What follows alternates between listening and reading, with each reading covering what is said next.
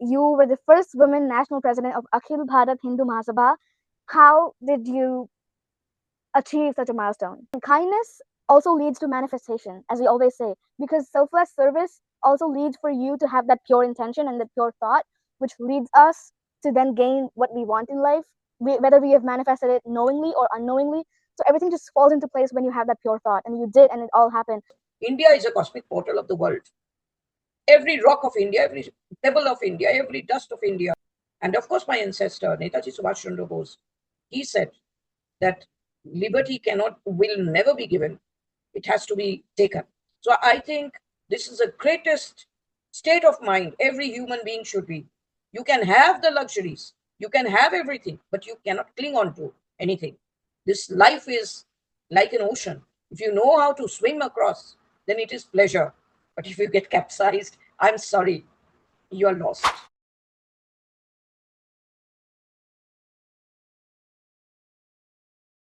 Hi, I'm Kaavya Ramani, Bollywood actress, best-selling author, success coach, and global podcast host based in New York. Hello and welcome to Manifest WishCraft Conversations Season 2, powered by Mind Matrix Global LLC New York in association with Human Light Foundation, inspiring transformation, purpose, and conscious living worldwide. Before we begin, if Season 1 or any other episode has added value to your life, please consider subscribing to the channel. Your support helps this platform grow, and I am committed to bringing you more powerful guests and practical insights that can truly add value to your life. This episode is also available in audio format on Spotify, so don't forget to subscribe to the channel as well. Today, we are honored to have Ms.Rajyashree Chaudhuri with us. She is a visionary social reformer, United Nations recognized leader, and the first woman national president of the Akil Bharat Hindu Mahasabha. Joining us from New York, she is dedicated to empower marginalized communities and promoting Indian handicrafts globally and impacting pioneering grassroots programs that have transformed thousands of lives. She also served as the ambassador of Indian handicrafts to the UN and spearheaded initiatives that blend tradition and culture and sustainable livelihoods. Coming from a lineage connected to Netaji Subhash Chandra Bose, her journey reflects a unique blend of leadership, of spirituality, manifestation, and vision. Today, we will explore her paths to success, her habits in her daily lives, her community work, and insights on how values and culture and manifestation, how all of these things guide her towards being and living an extraordinary life. Thank you so much for being here. My pleasure. Namaste to all your viewers. Thank you so much. So diving right into what we want to talk about, because I know this is going to be a really explorative podcast. Your journey is really interesting, and whenever I look at it, and whenever I look at the journey you've been through, it is really inspiring for people. But what inspired you to dedicate your life to such social upliftment? Well, probably the upbringing that was provided by my parents.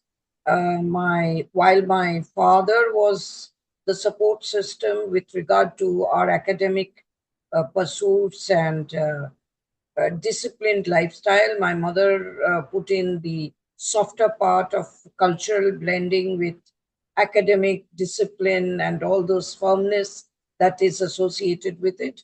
Along with that, she also put in a little bit of patriotism because she is the career of uh, patriotism, commitment to nation, commitment to culture, commitment to the civilizational tenets that go with India. So we had both the soft and the hard part, both blended well by my parents. So I think it was the ambience that was provided at home that was the initial impetus. And of course, we had an amazing schooling in Martinia for girls, which taught us how to be self confident.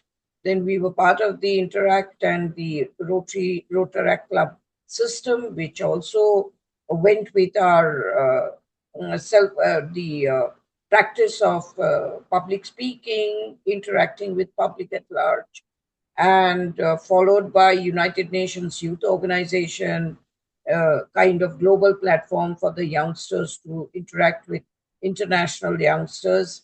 So all these things, the various activities that my mother, father, and our social fabric gave us, it all went together, and I think we are product of all those things. And of course, the love and affection and the challenges put across to us through a lot of difficult times, that everything together made us what we are. Definitely. We always say that our childhood and what gets into our heads when we're little always helps us and shapes us when we grow up, right? So this was kind of the former part of your life. What was kind of the turning point that shaped your leadership style, and that kind of spark that came into you and you made through this whole journey? What was the turning point? Basically, the urge to serve people, uh, share my uh, share my joys and sorrows with people. Uh, that brought me into a broader family concept of mixing with lakhs of people, and probably that impelled me to get into public life very soon, in early as 18 years, in my teenage, when youngsters are busy dancing and going to the discotheques, and in our times all those were very popular. We were busy in going to orphanages, geriatric homes, and serving the underprivileged. So I think gradually uh, I was so much pulled in by that life that it was too late to realize that I should live a different life, because that became an integral part of my existence. And gradually, from small endeavors of visiting elderly home or for the elderly, going to orphanages, going to the slums around my residential place. Uh, Gradually, it went to rural areas, going to areas, meeting people at large, meeting people from all sections of the society, the farmers, the farming lives, the disadvantages, the advantages, and all that became so interesting and so enthralling that it was too late for me to come out and choose something different. Of course, in between, I did have a little bit of corporate tinge with Hindustan Computers. Now it's a very famous company, but then in its initial stage, I was one of the employees over there, so I did have a small tinge of few years with corporate uh, corporate system of management.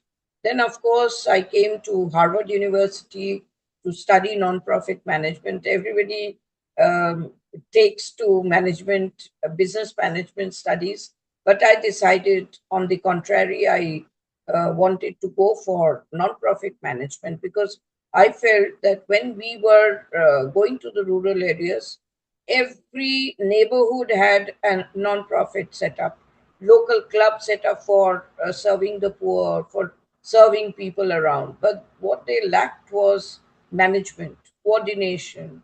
There was a total communication gap between the lab and the land. So I felt that management was something that was necessary to ensure a very structured public service system. So I came to Harvard University and I underwent a course in nonprofit management.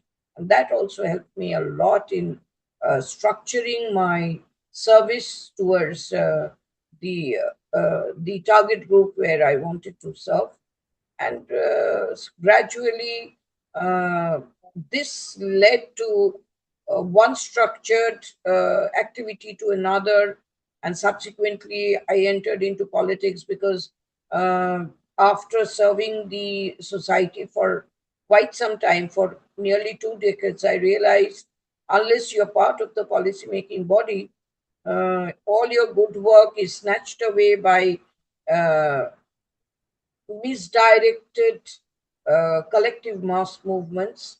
And it is right, you are doing a kind of resource misuse, by giving by helping the poor, by helping the disadvantaged, by helping those who need you.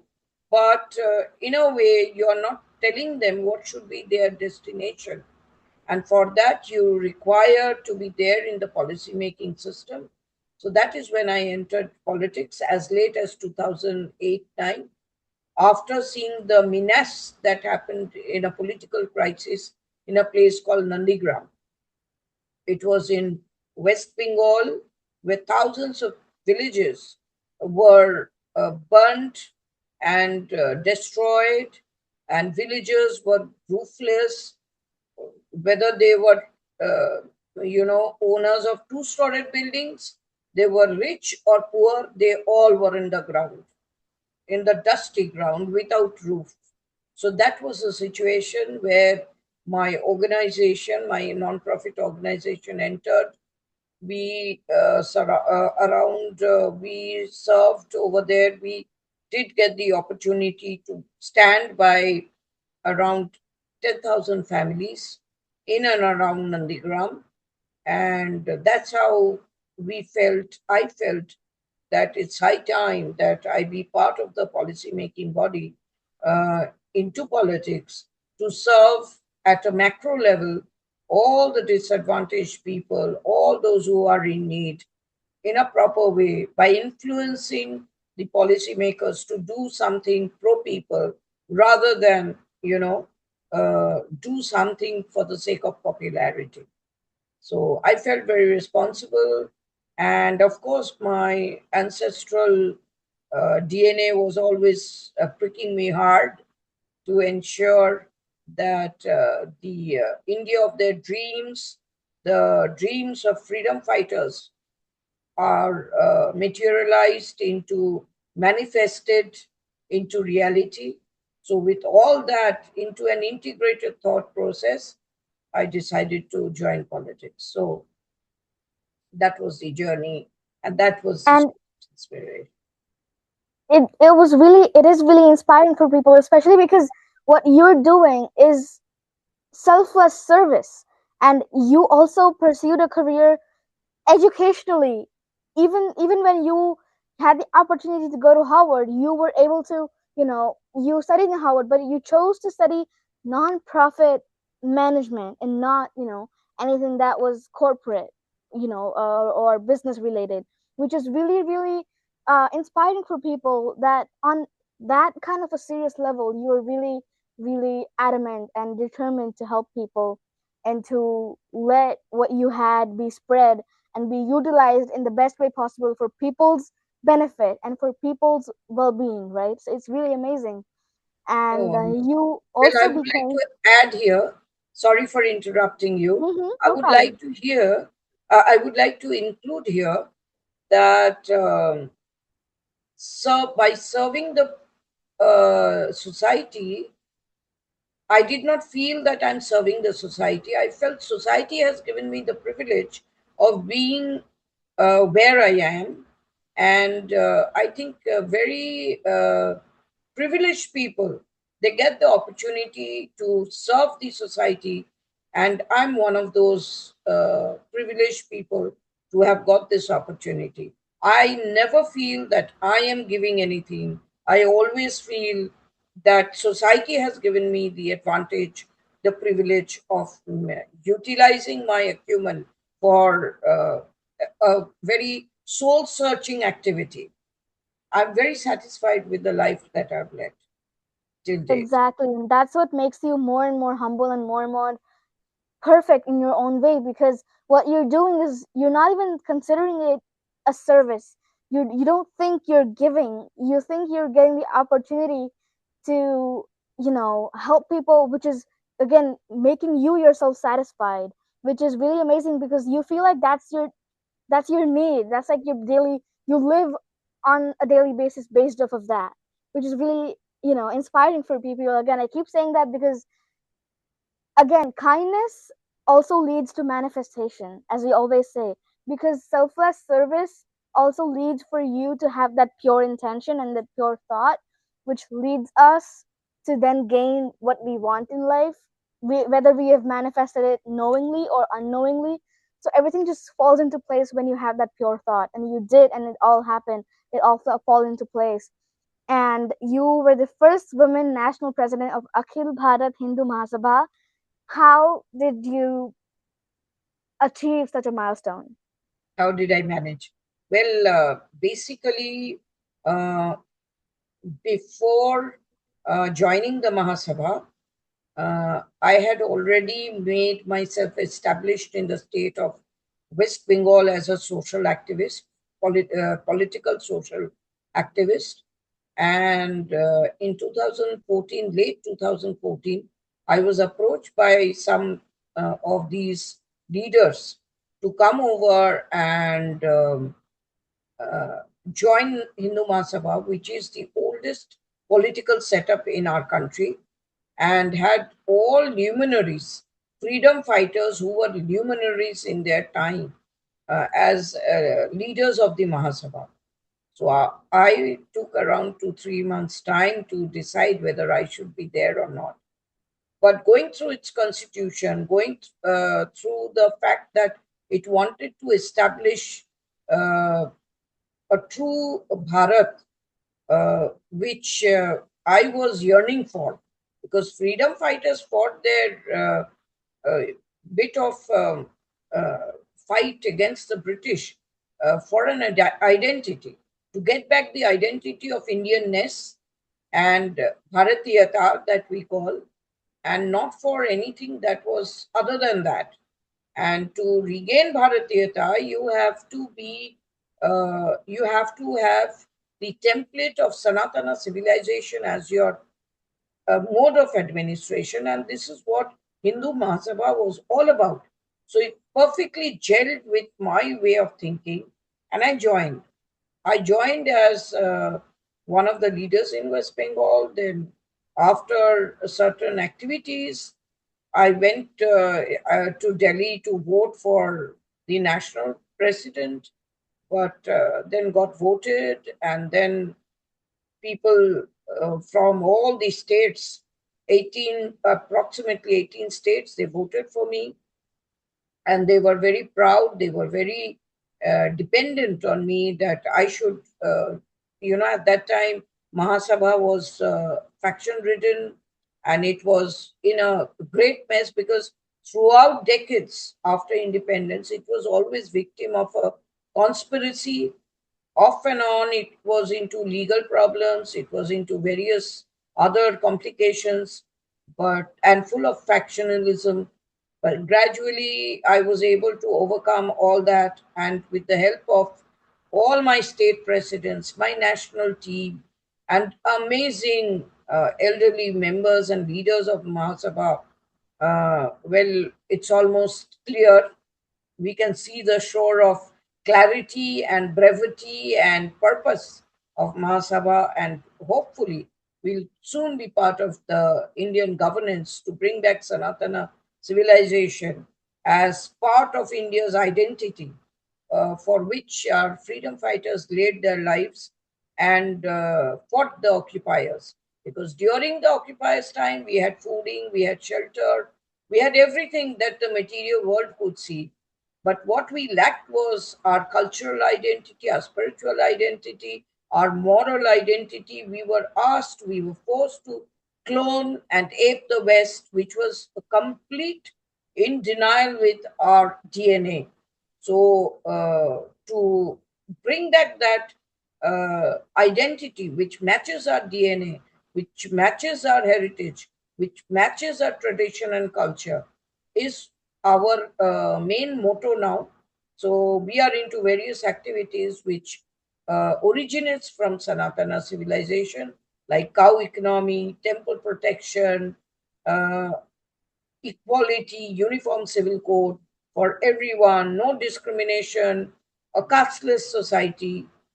Because in Sanatana civilization, all Hindus who are born, people who are born in within the Akhand Bharat, they come from Rishikula. We all have Gotra system. So when we are born, we have the Gotra system where all rishis are assigned to each family, So over there, it's not that some castes they don't have gotra, some castes they don't have, they have gotras. It's not like that. Everyone born as a Sanatani has a gotra system, has a gotra which is assigned to the family. So we were born equal. Then in Brahmacharya period, when we go to the Gurukul system of education, all students are taught equally according to their skills. Only when they come to Grihastha Ashrama and they take up different professions, they are divided into various varna system according to their occupation. And then again, our Sanatana tenet says that you go for charity. At that time, again, the caste system or the varna system, its caste is a very foreign word. The concept is also very foreign. Varna system is the word actually used for professions. Like a teacher is called an acharya, a barber is called a nai, a cobbler is called whatever. Like this, everybody, fisherman is called something else. Like everybody has, farmer is called a kisan. So you don't deride your Indian words because the English people said these are dirty words. So the Varna system is according to the occupation. Then we go back to the, if we go back to the Sanatana way of life, then after 50, 55 years, now it is 60 years after retirement, you are into charity. So you don't have an identity. You are a, philanthropist. And after that, you are asked to forsake your identity and take to sannyasa. So there is no discrimination in the entire civilization, excepting you are divided into professions for 25 years. That's it. You're born equal, you're schooled equally, and after 25 years, after your professional commitments, when you go to, after retirement, you become a philanthropist where there is no division. And sannyasa says, forget about your family also, renounce everything and only speak of Godhead. So there is perfect equality that is taught by the original Sanatana civilization, which needs to be brought back into the system of policy making so that people they do not feel discriminated. And we are for uniform civil code, therefore, and we are fighting for that presently. And of course, Sanatana civilization has been always in favor of peaceful coexistence, harmonious living between the creator, creation, and mankind, and maintaining equilibrium amongst flora, fauna, and everything that stands for harmonious living, peaceful coexistence, making one earth, one family, creating the entire universe your own. So, all that concept of universality, alignment with the universe, is all that we plan to bring into our administration, because India is a cosmic portal of the world. Every rock of India, every pebble of India, every dust of India emits cosmic energy, unfortunately or fortunately. So it has to be specially governed, and not by, it cannot be, governed by the usual policies that prevail throughout the world. It has to have specialized, customized administrative policies to keep, restore, preserve, revive the cosmic portal called Bharat. And this cosmic portal is the heart, the soul of the global existence, global community, and the entire world. If India loses, world loses. So we have a great responsibility. And listening to all of this and understanding these concepts from your mouth and your explanations, this all of this shows how in depth of an understanding you have attained of the Sanatana style of living and of all of these other concepts that you talked about. This shows how passionate you are for to spread all of this in the world, and it shows the dedication that you have, which is really, really amazing. And you also mentioned alignment with the universe. So it again comes back to beliefs, right? As you talked about it, all of these systems ultimately want us to align with the universe and achieve what we want. And all of these beliefs that we have, the limiting ones, whether they are, the I cannot do this or I can't, all of these I cannots, the knots, are the ones that are the limiting beliefs. How do you overcome these kinds of limiting beliefs, and what kind of daily habits can you keep to to be focused and resilient all the time? See, basically, Akhil Bharat Hindu Mahasabha has few things as its tenet.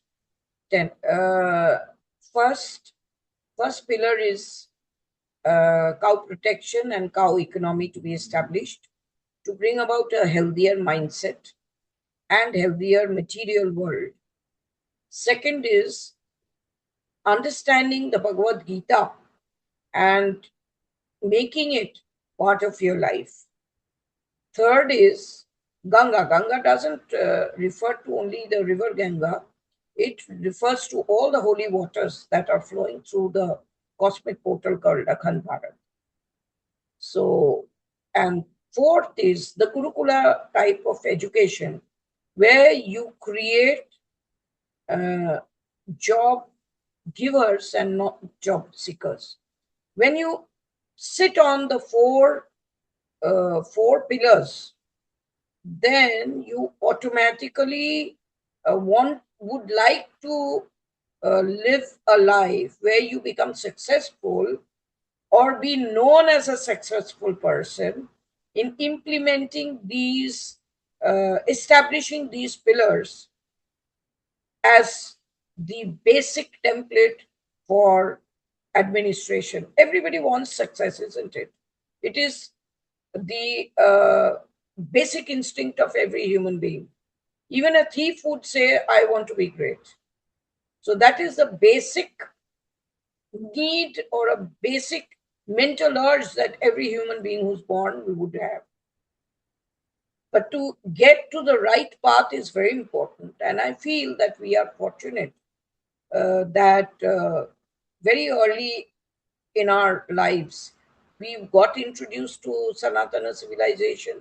We were born into it, and that became very naturally blended with our upbringing. And then, all Indians, I'm not talking about myself, but every Indian is familiar with temples, every Indian is familiar with Sanskrit, one or two words, every Indian is familiar with basics of Sanatana civilization.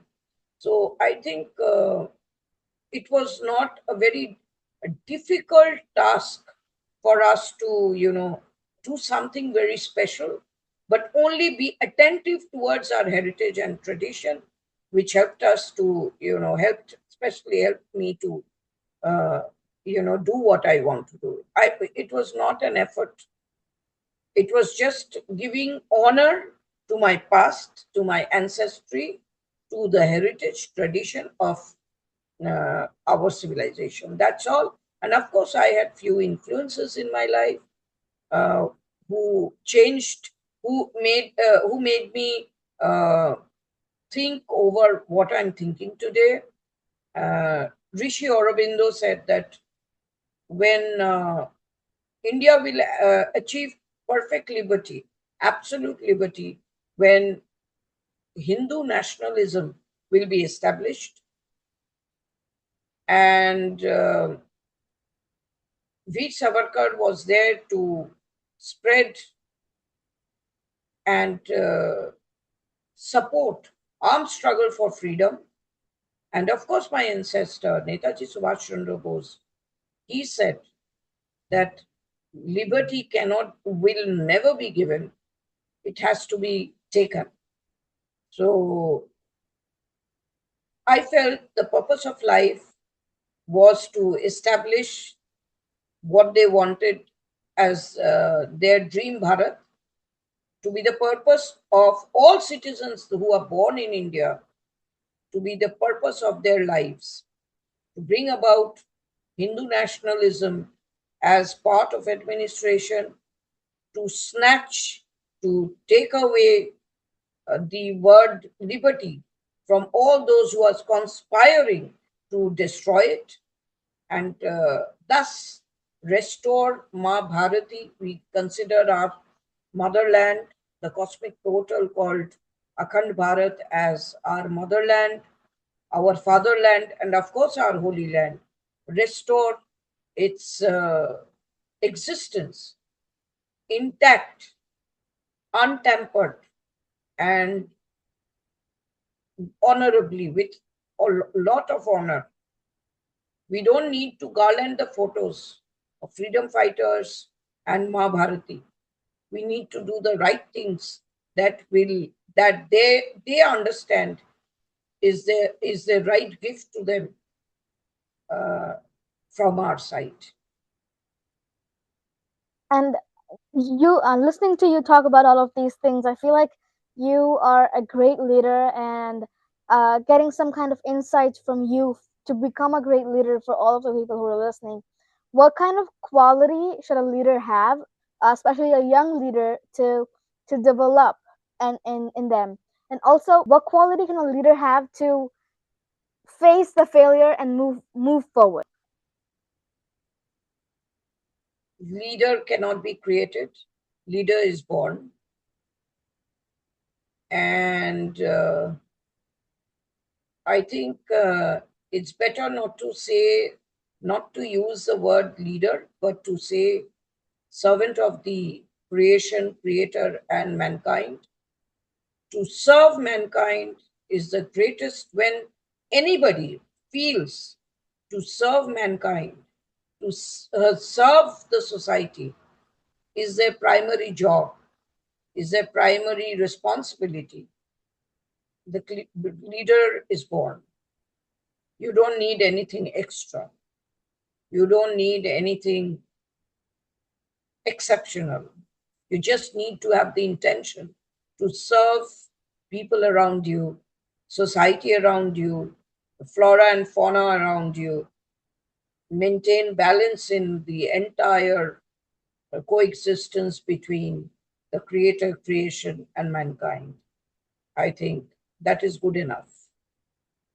Yes, and nowadays I see, especially because the youth needs some kind of direction to move forward in their lives.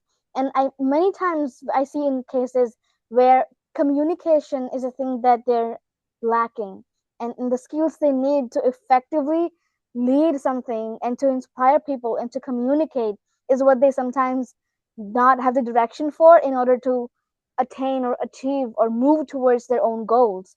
So, how can the youth improve their communication skills? I think youngsters of today lack icons. They lack icons to follow, and the education system is at fault. The education system makes them more of a robo than a free thinking person. The education system forces a young man to think that he would like to get a package job of so and so dollars, or in our country it's rupees, rather than be a free thinking person as to what he wants to do or she wants to do in life. That freedom has been snatched away from every youngster of today by the society, by the schooling system. So I think there has to be an entire change in the uh, system of education that can really help in the future generations to come to develop more, to rear more free thinkers than robots. And as of immediate solution, I would suggest that a reading of the Bhagavad Gita will do a lot to them on the purpose of life, destination of life, and of course, self assessment, self evaluation. Where do I stand as a human being? A, B, C, D, what are the qualities? Whether I'm a tamasic person, whether I am a rajasic person, whether I am a satya person, sattvic person. So, this self evaluation is very important, and this is what the Bhagavad Gita is all about. Where do you stand? How do you solve conflicts within yourself? What are the qualities of all these three modes of nature of human being? Whether how much of tamasic you have, how much of rajasic you have, mode of goodness, mode of laziness, and mode of pure form of human being, human existence, Sattvic that is. So you are able to evaluate where you stand.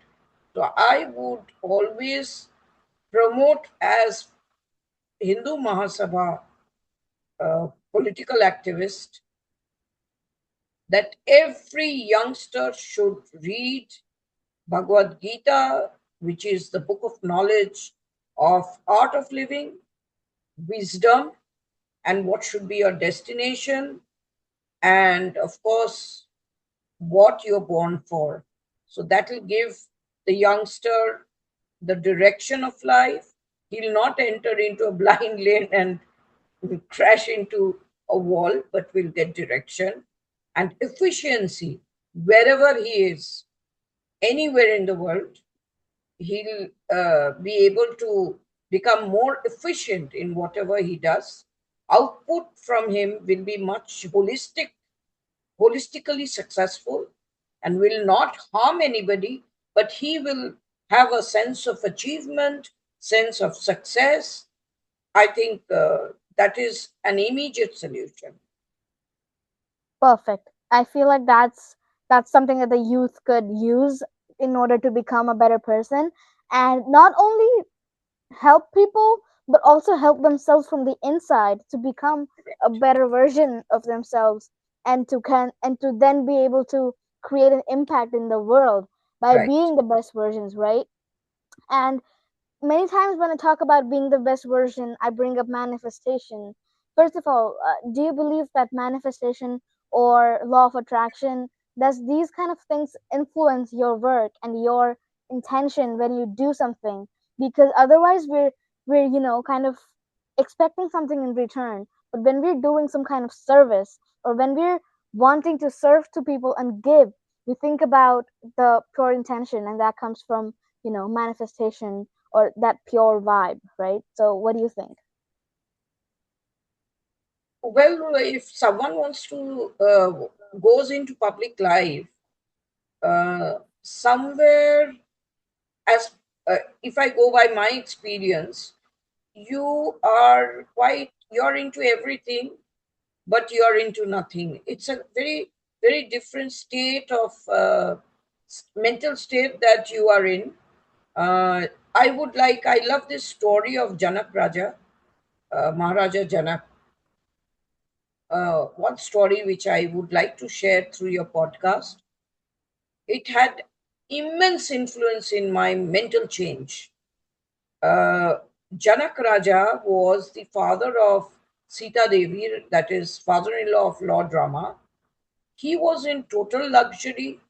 He was a farmer plowing his farmland, ruling the kingdom, and he lived in utter luxury.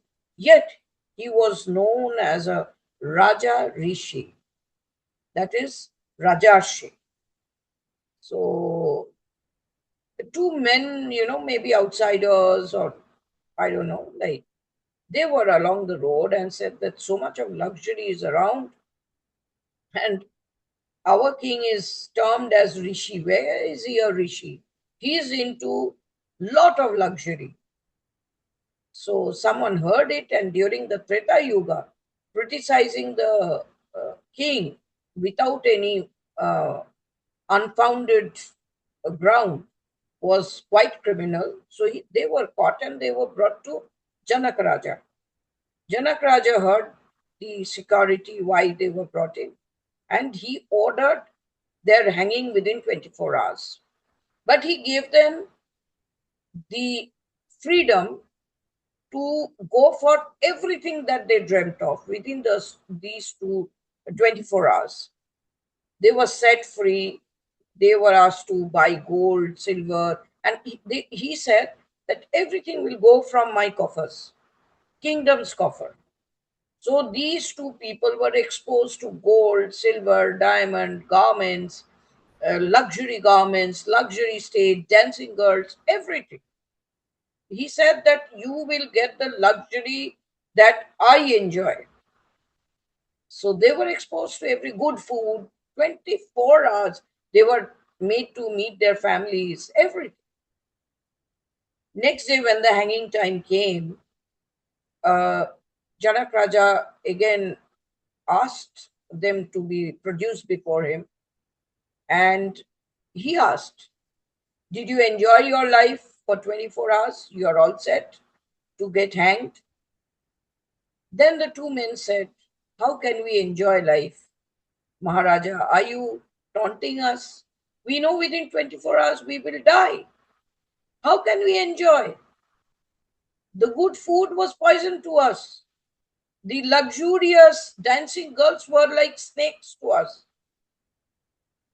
The silken clothes were nothing. We were completely detached. Today, they are from our family. Today, when I visited my wife, she's my wife, but tomorrow, when I'm hanged, we knew they will never be our relatives again. So, what is the use? Janak Raja said, just let loose their chain. They have realized which I have realized. So, you see, they had everything, they lived in everything, but their consciousness level was next day they will not exist anymore. So, I think this is the greatest state of mind every human being should be. You can have the luxuries, you can have everything, but you cannot cling on to anything. This life is like an ocean.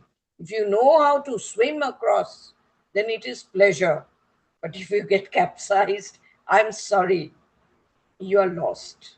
So I think this is the greatest um teaching. That's why I said that Sanatana civilization is such a time tested civilization, imparting wisdom, knowledge about art of living, that if it is revived, restored, preserved, and propagated, mankind everywhere will be happy and will know exactly how to lead their lives. Yes, and all of these things are kind of taking me towards the internal shift now, because again, when I'm talking about the youth, I think the inner mindset has to shift before the outer materialistic shift has to happen. And Right, so for me personally, I'm very, very passionate and determined to change in what and whatever way I can change the way people think, and especially the youth, because getting easy access to things nowadays has not kind of you know helped the children shape their own mindset. And what mindset should the youth kind of usually adopt to make an impact in the world, and to shape themselves as the best versions, as we're calling them. right, you are. Uh, Basically, I think the wisdom of this ancient civilization needs to be brought back because it is called Sanatana, that is eternal. This is so contemporary, yet ancient, yet time tested, that if this is revived, which is our motto, which is our goal in life, then I think the entire earth will be a better place to live in. We'll know exactly why we are living. And of course, anything that we earn, anything that we want to get, we will know how to get it, keeping the balance intact. At the same time, we will taste all round opulence, all round prosperity without encroaching the human rights or rights of any existence, and without encroaching the rights of anybody. If we are able to lead our lives or get rid of parasites who live on the principles of uh, destroying civilizations, if we are able to get rid of them, that would be the ideal situation that everybody would like to dream of when we talk of a better world. So I think the aim of politics, the aim of social change, the aim of spirituality, everything converges into one thing, and that is to establish a harmonious blend between the universe, yourself, and the flora fauna that is around us. And that is Definitely, Dharma. and definitely lovely. And I feel like when we talk about, change, and when we talk about the AM of all of these things, I definitely think about changing the surroundings first, because many times when you want to shift something inwards, you sometimes need to at least shift your atmosphere, the environment you're living in, right? We talk about being with good friends, we talk about talking to good people, thinking about good things, being in a fresh environment, going out, oxygen, greenery, nature, all these things. But somehow in this world, in this fast paced world, sometimes we're not able to always do that. And we can't, stop people or change people for us to change. We definitely have to keep that kind of covering, or that kind of, that boundary for us to change, on our own, and not try to, change the world so that we have the convenience to change ourselves. So how can Right. we turn these challenges into opportunities for our own growth? See, challenges are always opportunities.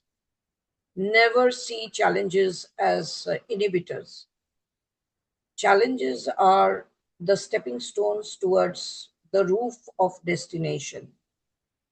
And if you take it as the stepping stones for the destination that you want to reach to, then I think the solution unravels itself to you.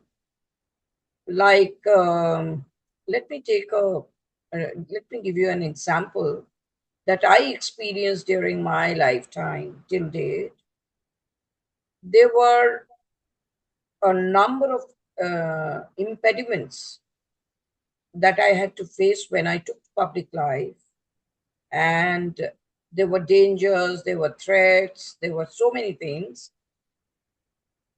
And people never liked that a person who's articulate and could have opted for a corporate or a business, typical economic activity should come into public service, because public service is looked up, down upon, so much so that if you say that you're a social activist, people say here is one unemployed person who's a parasite on society. This is a general perception. So I had to face a number of impediments because of this mindset. But then, when I was able to convince my social fabric that I can afford my way of life, maintain my life without being a parasite on society, but share what I have, then the challenges started reducing and people started understanding. When the flow of understanding starts coming in like a fluid in your life, then the impediment starts, I would say, liquefying into a very smooth journey, into a cruise rather than a rocky uphill task. And that is what exactly you need to impress. You need to modify, that is the art of living. That is how you treat yourself. You need to understand yourself. You need to understand your surrounding. And like an amoeba, you know, or like a water, you have to change and adjust according to the place where you are. Understand the people on the other side, how much they are able to understand what you're saying, and speak their language, make them feel comfortable so that the interaction becomes more fluid.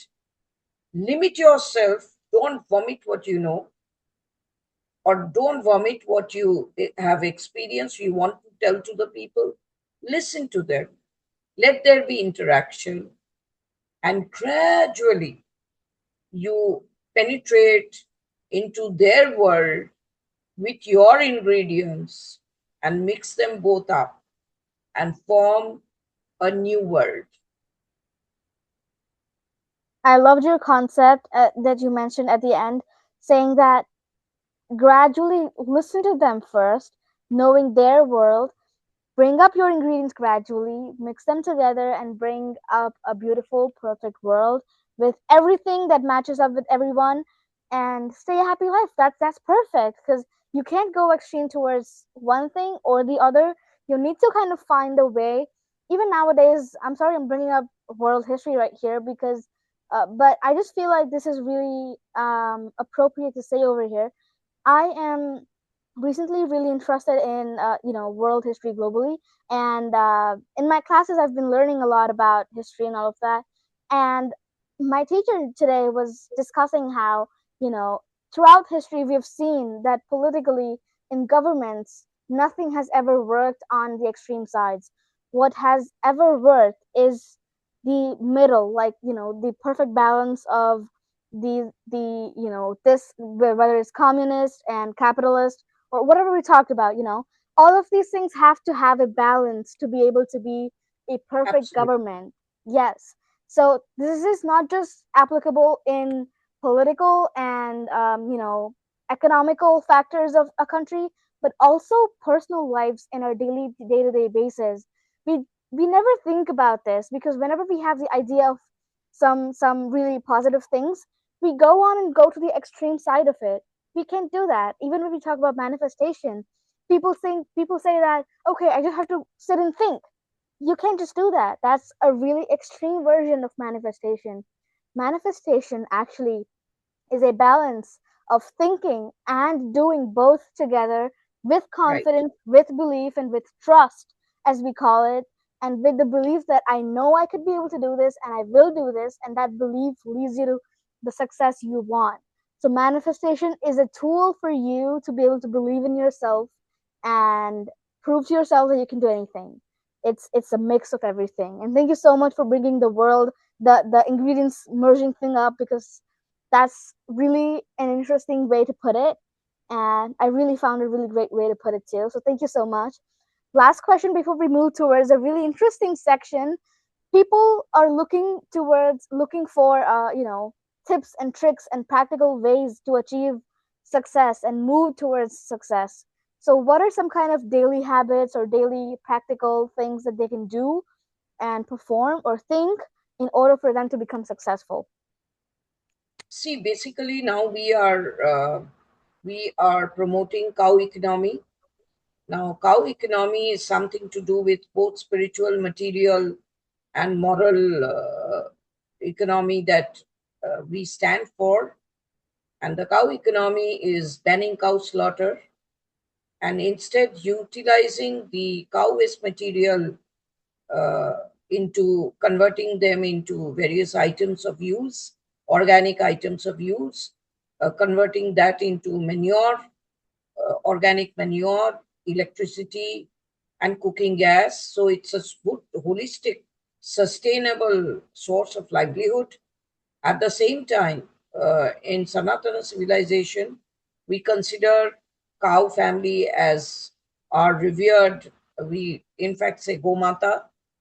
It does not mean that we are silly people, but it means that Mata is, or mother is referred to anyone who gives us sustenance, and the primary source of economy, primary source of sustenance, the primary source of organic living for a better uh, environment, for environment protection, for climate change prevention, because we need to breathe. We can't talk of God if we are not able to have oxygen. We cannot talk of God. We can't talk of anything. We can't meditate with suffocation. So we need the air, free air. We need the good water body to flow around us. So all these, the five elements, we need it intact with no pollution. And to keep them unpolluted, the sole source is the mother cow. So presently, for mass employment and for a better environment, we are promoting the cow economy worldwide, wherever we are going. And that is one of the very important tenets of Hindu Mahasabha as well as the Sanatana civilization. And back in India, the entire Sant Samaj, the Sant community, they are totally in support of this, because this forms the basis of civilization, to have the environment totally clean, to have the five elements, the Pancha Tattva, the earth, the sky, the fire, and the soil, and the wind, everything very, very clean. I don't know whether I mentioned water in it also. Everything needs to be clean, because with pollutants all over, can you imagine drinking water which is highly polluted? Can you imagine an atmosphere where there is no oxygen? It's full of pollution. You have breathing problems, and there are serious mental health problems because of the chemical fertilizers and manures used in our farming. We are every day buying slow poison instead of food stuff. So we want to have nutrition through our food, not slow poison. So this cow economy is something which is practical, which gives us material income, spiritual balance, at the same time, moral sense of responsibility towards flora and fauna. So this Yes. is one aspect that we have taken up, because we can't take up everything altogether one by one, but this addresses most of our concerns that is plaguing the world today. And back home in India, uh, only we will see youngsters taking up this issue very seriously, besides the saints of India. Saints of India have been hopping on this since freedom, before freedom also. But after freedom, they wanted a policy on banning cow slaughter and converting the cow waste material into various products of use for an organic India. And this issue has been very well taken by today's youths in India. So I'm very, very fortunate to see this entire, belong to a generation which is seeing this entire sea change amongst, three generations. The first generation where I was born was very uh, complacent about it, was having no knowledge about it. Second generation was afraid of voicing it, and today's generation has totally taken it up as a serious issue, because they want a safer world to live in. So I think this is one of the major issues that I'm very fond of speaking, because that is going to address most of our problems and challenges that we face today, visible challenges which we face today. And of course, with food with more nutritional value, it will be less deranged than what we are today. We are slightly, all of us, we are slightly insane, we are greedy, we are lusty, we are after a lot of things which are unnecessary in life, only because we are mentally ill. And why we are mentally ill? Because we are eating preserved food, chemically processed food, chemically uh, farmed, chemically cultivated food items. So they are doing their chemical bit of chemical reaction and poisonous results. They're giving us poisonous results within our mind. So I think mental health is a very big issue because of this chemically processed food, and this needs to be stopped. And that can be only stopped when the cow is saved and its waste material is used as organic manure. Yes, and looking back at the whole conversation we had in this podcast, I feel like if even a few of these ideas that we've talked about would be implemented in a person's life, they would become, really very successful in terms of internal wellness and external, in the outer world wellness also. And now moving towards a really interesting section of ours, which is called the Fast Five round. It is a rapid fire round where I ask you, five Mm. quick questions and you have to answer in one word only. It's gonna be a really interesting one, rapid fire round. Are you ready? Yes, I am ready. Definitely, yay! So first one, biggest inspiration in your life. Biggest inspiration Netaji Subhash Chandra Bose. Perfect. Your favorite way to give back to the community. Well, I would like to see an organic and safe world, which I would like to serve for that. And of course, saving the mother cow is my primary goal. Mm-hmm. One quality every leader must have. Balance. A lesson you would love to give to today's youth. To be brave, bold, and walk towards its own destination. Yes. And the last one, a habit that keeps you most productive. Continuous reading of life stories of great men and women. Yes, actually, that gives a lot of, you know, um, experience and that kind of knowledge of people who already have that experience.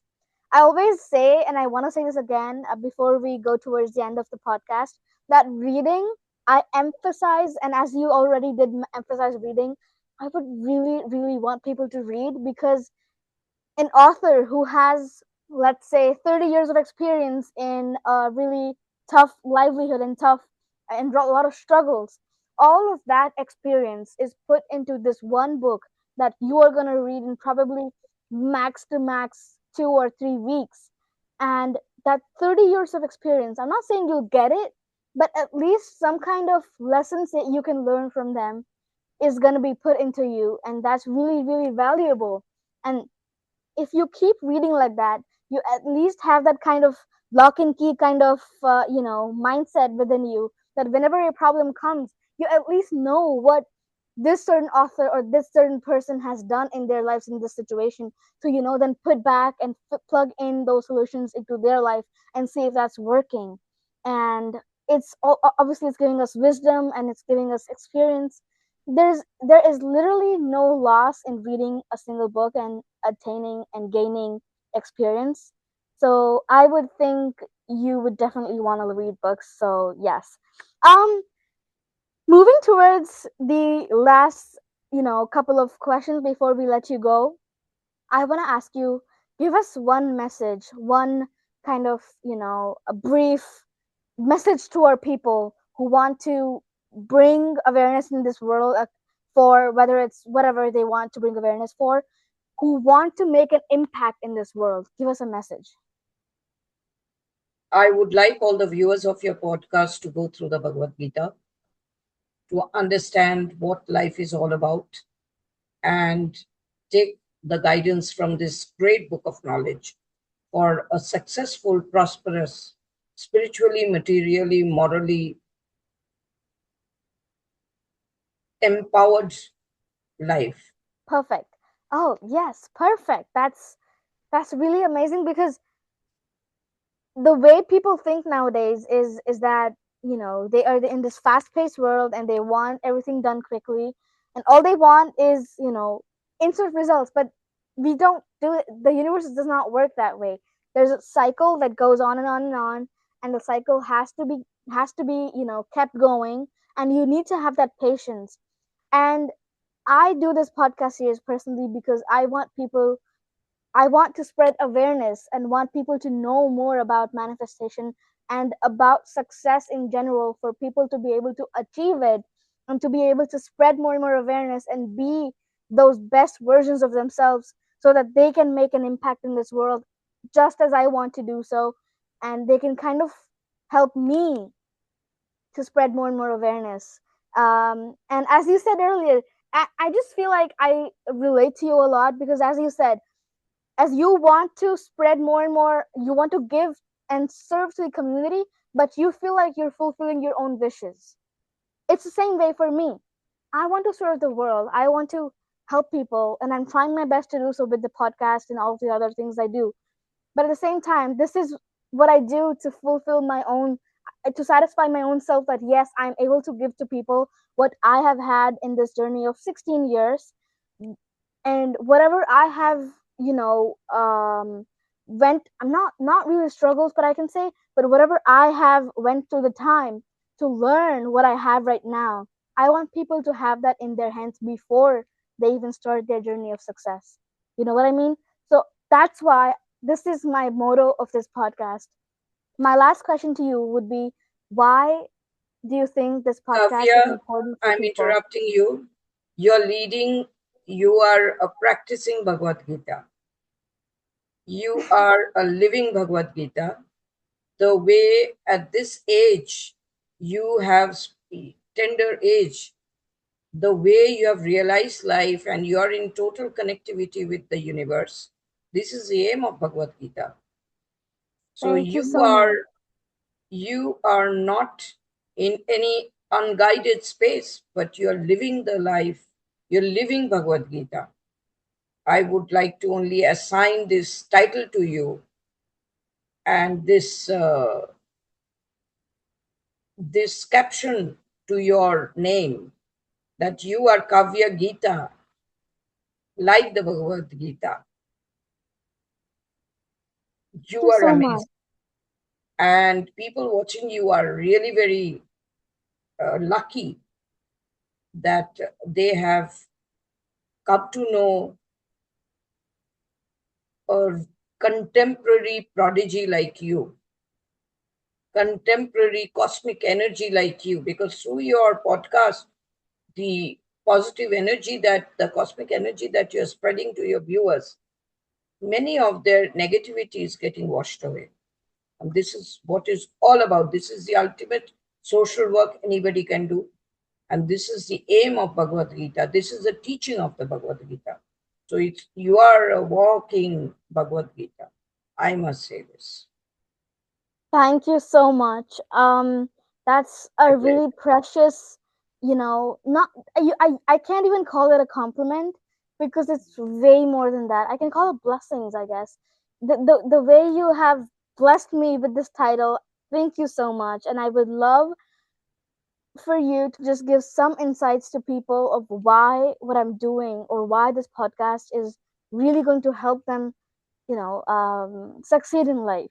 To even think a person of your tender age is coming out with words like manifestation, universe, alignment with the universe is something miraculous, and it's not ordinary. It is extraordinary. So, to be a viewer of yours is also a privilege. And I think by saying this, I would like to make your viewers feel that they are very special and chosen one by the universe to come across the positive energy, the cosmic energy, the hub of cosmic energy called Kaavya Ramani.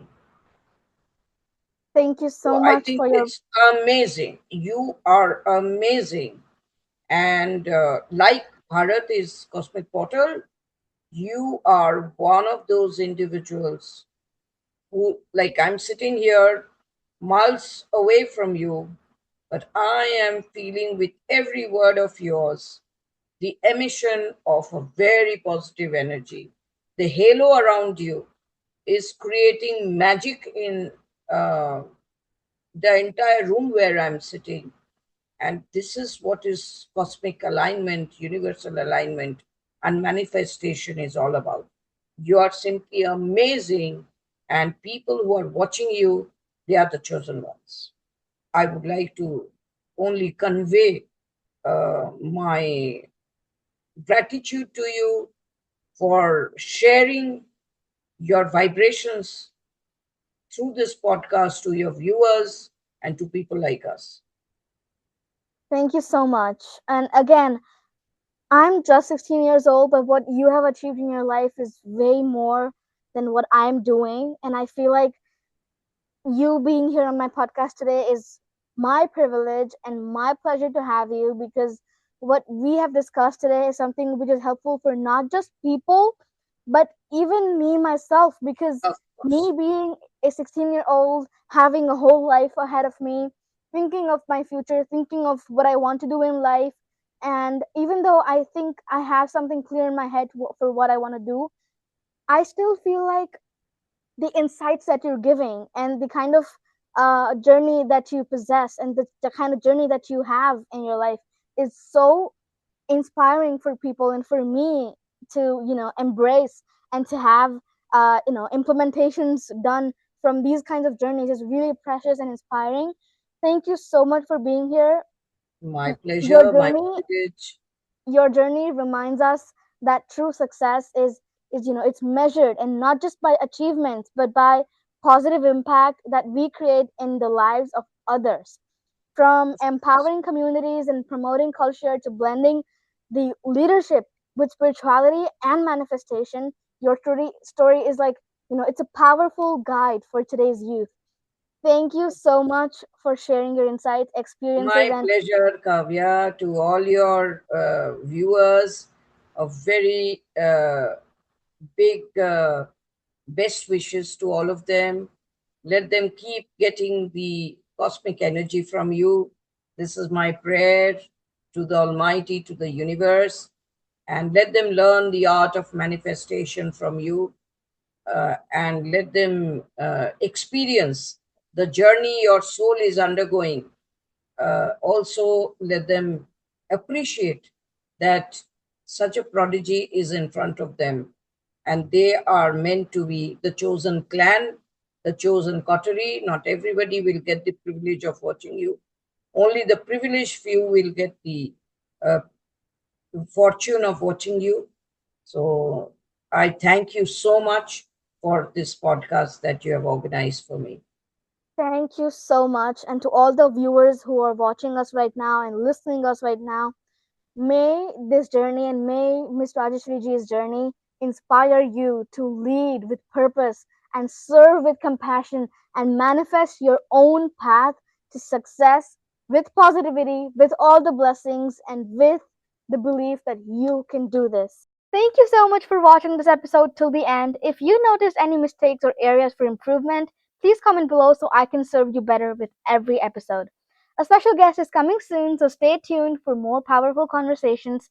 If this episode added value to you or your life, please share it with at least one friend, because one conversation can change a whole life.